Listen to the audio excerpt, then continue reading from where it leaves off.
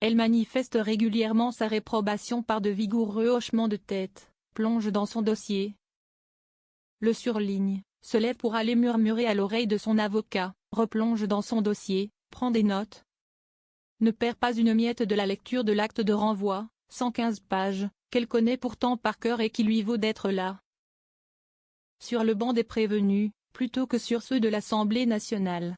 Elle n'a pas encore dit un mot mais le non-verbal en dit long sur son état d'esprit.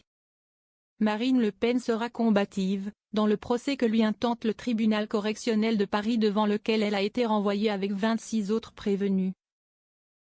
Député européen, assistant parlementaire, collaborateur de son parti, ancien ou toujours en fonction.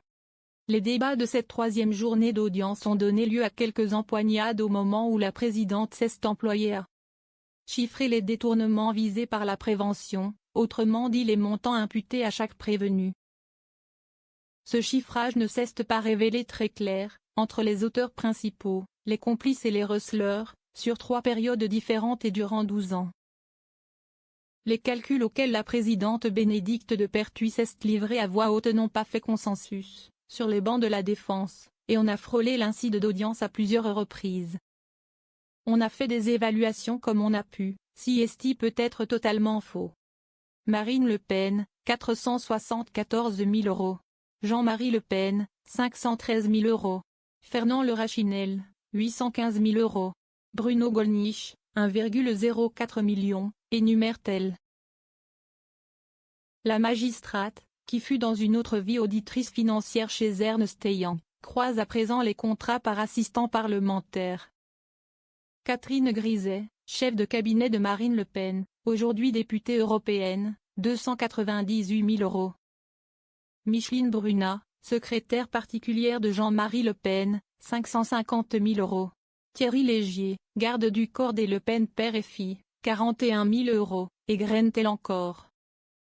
Les choses se compliquent quand s'additionnent les montants reprochés aux auteurs principaux, les députés européens, et ceux qui sont imputés au Rassemblement national, pris comme personne morale et dont les présidents furent tour à tour Jean-Marie Le Pen et sa fille. On a fait des évaluations comme on a pu, si esti peut être totalement faux, sic, mais on arrive, pour Madame Marine Le Pen, à 793 000 €. Et à 1,34 million pour Jean-Marie Le Pen, avec le RN pour la partie recel et en tenant compte de la complicité. Au total, on parvient au chiffre de 4,5 millions, dont 3 millions imputables aux auteurs principaux mais il y a peut-être des erreurs, admet la présidente. On vous a fait un petit tableau en pourcentage qui révèle que 47% des détournements sont le fait de Jean-Marie et Marine Le Pen. Poursuit-elle alors que ces tableaux sont projetés sur grand écran. Le dossier est-il en état d'être plaidé? À nouveau, Marine Le Pen bondit de son siège et ne va trouver son avocat avec son dossier sous le bras. Consciente du risque d'embrouillamini que ces chiffres approximatifs font peser sur les débats, la procureure intervient pour expliquer que tout va bien. Dans la mesure où le tribunal apprécie souverainement la matérialité de sa saisine. La Cour de cassation est très claire sur ce point, sa jurisprudence est constante, soutient-elle. Là, il n'a pas fallu davantage pour que les avocats s'engouffrent dans la brèche ouverte par ces comptes d'apothicaires. De quoi sommes-nous poursuivis? Quelle somme est-ce que ça représente, quoi ne soient tous d'accord?